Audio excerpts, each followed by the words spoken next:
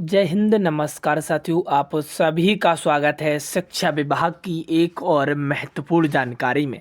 साथियों, वेतनमान को लेकर लगातार चर्चाएं जोरों से चल रही हैं सभी शिक्षकों के मन में।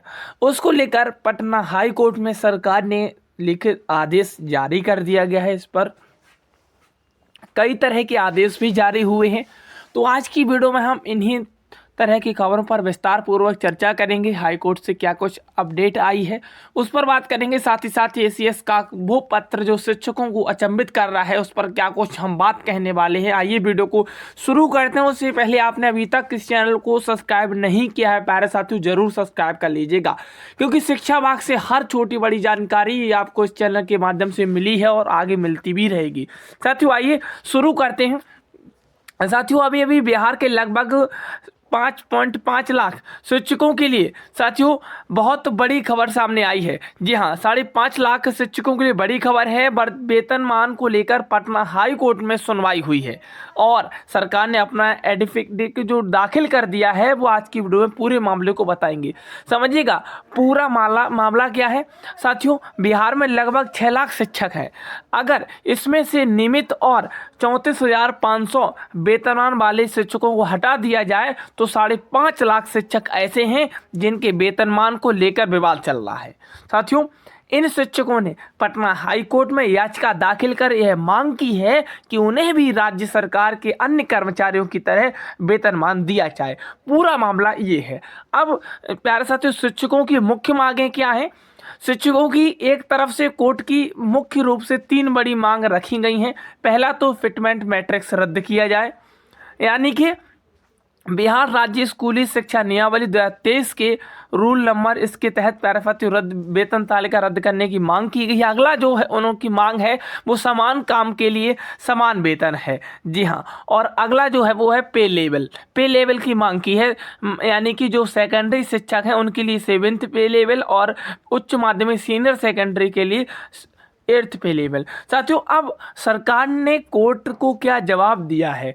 साथियों, बता दें कि सरकार ने कोर्ट को एफिडेविट दाखिल करके सभी मांग का विरोध किया है और याचिका को खारिज करने की मांग की है। और सरकार का मुख्य तर्क क्या है, आप इस बात को भी समझ लीजिएगा। सरकार ने अपने एफिडेविट में कई महत्वपूर्ण बातें कही हैं। पहली तो बात यह है कि वेतन तय करने का पूरा अधिकार सरकार के पास है। राज्य सरकार का कहना है कि वेतन निर्धारण का अधिकार राज्य विधायिका और सक्षम पदाधिकार के पास है और वेतन 2023 की नियमावली के अनुसार तय किया गया है। और साथियों, समान का दावा गलत है, जो समानता है उसका दावा गलत है। सरकार ने साफ साफ कहा कि नए शिक्षकों का कैडर, भर्ती प्रक्रिया और सेवा शर्तें पुराने शिक्षक या अन्य कर्मचारियों से बिल्कुल अलग है, इसीलिए समानता का दावा भी गलत है। साथियों, equal pay for equal work लागू नहीं होगा। सरकार का साफ कहना है equal pay for equal work का सिद्धांत तभी लागू होता है जब कैडर समान हो, कर्तव्य समान हो, सेवा शर्त समान हो, जो कि इस मामले में ये सारी चीज़ें नहीं हैं। जी हाँ साथियों, सुप्रीम कोर्ट के फैसले का हवाला भी दिया है। सरकार ने 2019 के सुप्रीम कोर्ट फैसले यानी कि state of Bihar versus state secondary teacher committee का हवाला दिया है। इस फैसले में सुप्रीम कोर्ट ने कहा था कि राज्य सरकार अपनी वित्तीय क्षमता और अलग अलग कैडर के आधार पर अलग वेतन संरचना तय कर सकती हैं। सरकार का अंतिम जो स्टैंड है वो क्या है, समझिएगा। सरकार का ने स्पष्ट किया है कि पुराने शिक्षक के साथ वेतन समानता का दावा कानूनी रूप से सही नहीं है। साथियों, याचिकाकर्ताओं की मांग स्वीकार नहीं है, ये बात उन्होंने साफ साफ शब्दों में कही। वहीं उन्होंने कहा कि क्या सरकार ने यह माना है कि शिक्षक सरकारी कर्मचारी है। तो साथियों, सरकार ने अपने एफिडेविट में जरूर माना है कि बिहार राज्य स्कूल शिक्षक सरकारी सेवा के अंतर्गत आते हैं, लेकिन सरकार का यह साफ शब्दों में कहना है कि सरकारी कर्मचारी होने का मतलब यह नहीं कि सभी को एक जैसा वेतन मिले। सरकार के अनुसार कैडर भर्ती प्रक्रिया, सेवा शर्त अलग होने पर वेतन भी अलग हो सकता है, ये सरकार का दावा है। साथियों, क्या यह मामला भविष्य में सिर्फ वेतनमान का है या भविष्य में प्रमोशन से जुड़ा हुआ है। साथियों, यह मामला केवल वर्तमान वेतनमान तक ही सीमित नहीं होता। अगर कोर्ट में शिक्षकों के पक्ष फैसला देता है तो इसका असर भविष्य में प्रमोशन, ग्रेड पे, एरियर और रिटायरमेंट बेनिफिट देखने को मिल सकता है। जी हाँ साथियों, इसीलिए यह केस लॉन्ग टर्म में बहुत महत्वपूर्ण माना जा रहा है। खास करके शिक्षकों के पक्ष में फैसला आता है तो क्या सभी 5.5 लाख शिक्षकों को इसका लाभ मिल सकता है?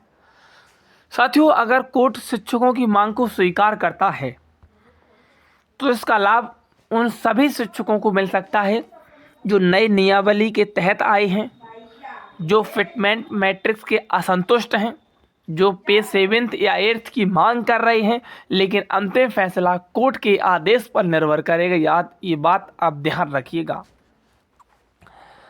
क्या इससे पहले भी ऐसा कोई मामला कोर्ट में जा चुका है? जी हाँ साथियों, इससे पहले भी बिहार में शिक्षकों के वेतन और समानता को लेकर मामले जो कोर्ट में गए थे। सरकार ने इसी वजह से 2019 के सुप्रीम कोर्ट के फैसले का हवाला दिया है, जिसमें सरकार के पक्ष को मजबूत माना गया है। जी हाँ, क्या कोर्ट सरकार को वेतन बढ़ाने का आदेश दे सकती है? साथियों, कोर्ट सीधे वेतन तय नहीं करती, लेकिन कोर्ट यह जरूर कह सकती है कि फिटमेंट मैट्रिक्स सही है या नहीं, नियमावली संवैधानिक है या फिर नहीं, शिक्षकों के अधिकारों का उल्लंघन हुआ है या नहीं। साथियों, अगर कोर्ट को नियम गलत लगते हैं तो सरकार को दोबारा विचार करने का आदेश दिया जा सकता है। इस बात को ध्यान रखिएगा, दोबारा से आदेश मिल सकता है। अगर सरकार केस हारती है तो क्या एरियर भी मिलेगा? साथियों, अगर कोर्ट में शिक्षकों के पक्ष में फैसला देती है तो नया वेतनमान लागू होगा, एरियर का मुद्दा भी उठ सकता है। हालांकि एरियर मिलेगा या नहीं मिलेगा पूरी तरह से कोर्ट के आदेश पर और प्यारे साथियों उसकी भाषा पर निर्भर करेगा, लेकिन हाँ, एक मुद्दा उठ सकता है। क्या यह मामला चुनाव या राजनीति से भी जुड़ा हो सकता है? साथियों, शिक्षक एक बहुत बड़ा वोट बैंक है, आप जानते हैं। इसीलिए इस तरह के मामलों का राजनीतिक असर भी हो सकता है, खासकर आने वाले समय में। हालांकि कोर्ट का फैसला कानून और संवैधानिक के आधार पर ही होता है। शिक्षकों को अभी क्या करना चाहिए? फिलहाल शिक्षकों को अफवाह पर ध्यान नहीं देना चाहिए, कोर्ट के आदेश का इंतजार करना चाहिए, आधिकारिक अपडेट पर नज़र रखनी है। जैसे ही कोई नया आदेश आता है हम आपके लिए सबसे पहले पहुंचाते हैं। साथियों, सरकार का एफिडेविट आ चुका है। अगली सुनवाई कोर्ट सरकार से जवाब की समीक्षा में करेगी। अगले कुछ हफ्तों में इस केस के महत्वपूर्ण दिशा निर्देश आ सकते हैं।